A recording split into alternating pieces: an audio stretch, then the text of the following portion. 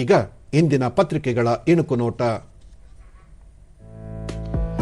GST 2.0 Dasara ಶುರು, ತೆರಿಗೆ ಕಡಿಮೆಯಾಯಿತು, ಉಳಿತಾಯ ಹೆಚ್ಚಾಯಿತು, ಸ್ವದೇಶಿ ವಸ್ತು ಖರೀದಿಸಿ, ನಾಗರಿಕ ದೇವೋಭವ, ಬಚತ್ ಉತ್ಸವ ಎಂದು ಬಣ್ಣಿಸಿದ ಪ್ರಧಾನಿ ನರೇಂದ್ರ ಮೋದಿ.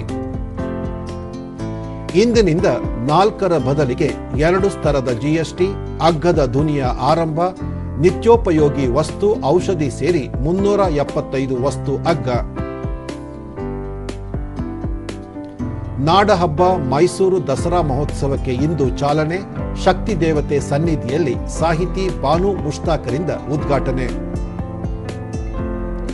ರಾಜ್ಯದಲ್ಲಿ ಸಾಮಾಜಿಕ ಮತ್ತು ಶೈಕ್ಷಣಿಕ ಸಮೀಕ್ಷೆ ಇಂದಿನಿಂದ ಆರಂಭ, ಗಣತಿ ಆಪ್ನಲ್ಲಿ 33 ಜಾತಿ ನಿಷ್ಕ್ರಿಯ. ಏಷ್ಯಾ ಕಪ್ ಟಿ20 ಸೂಪರ್ 4ರ ಅಭಿಷೇಕ್ ಸ್ಫೋಟದ ಬ್ಯಾಟಿಂಗ್, ಭಾರತಕ್ಕೆ 6 ವಿಕೆಟ್ ಜಯ, ಮತ್ತೆ ಮಂಡಿಯೂರಿದ ಪಾಕ್. ಇವು ಇಂದಿನ ಪತ್ರಿಕೆಗಳ ಪ್ರಮುಖ ಸುದ್ದಿ. ಉಳಿದಂತೆ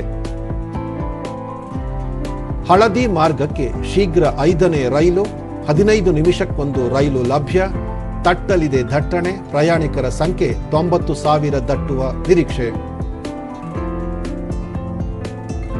ಇಂದಿನಿಂದ ಮನೆಗಳಲ್ಲಿ ಗೊಂಬೆ ದರ್ಬಾರು, ನವರಾತ್ರಿ ಆರಂಭ, ಮಾರ್ಕೆಟ್ನಲ್ಲಿ ಗೊಂಬೆ ಖರೀದಿ ಜೋರು, ಕಳೆದ ಸಲಕ್ಕಿಂತ ಹೆಚ್ಚಾದ ವಹಿವಾಟು. ಗುಂಡಿ ಮುಚ್ಚುವ ಕಾರ್ಯ ಚುರುಕು, ಸಿಎಂ ಡಿಸಿಎಂ ಎಚ್ಚರಿಕೆಗೆ ಎಚ್ಚೆತ್ತ ಅಧಿಕಾರಿಗಳು, ಬರದಿಂದ ಆರಂಭಗೊಂಡ ಕಾರ್ಯ. ಅರ್ಚಕರಿಗೆ ಸೆಣಬಿನ ನಾರಿನ ಪಾದರಕ್ಷೆ, ಕಾಶಿ ವಿಶ್ವನಾಥ ಅರ್ಚಕರಿಗೆ ತಾವೇ ಕರಕುಶಲ ಪಾದರಕ್ಷೆ ಖರೀದಿಸಿದ ಪ್ರಧಾನಿ ನರೇಂದ್ರ ಮೋದಿ. ವಿಶ್ವ ಅಥ್ಲೆಟಿಕ್ಸ್ ರಿಲೇಯಲ್ಲಿ ಅಮೆರಿಕ ಕ್ಲೀನ್ ಸ್ವೀಪ್, ಲೈಲ್ಸ್ ಶಾಕಾರಿ ಒಳಗೊಂಡ ತಂಡಗಳಿಗೆ ಚಿನ್ನ, 16 ಸ್ವರ್ಣ ಪದಕದೊಂದಿಗೆ ಅಗ್ರಸ್ಥಾನ.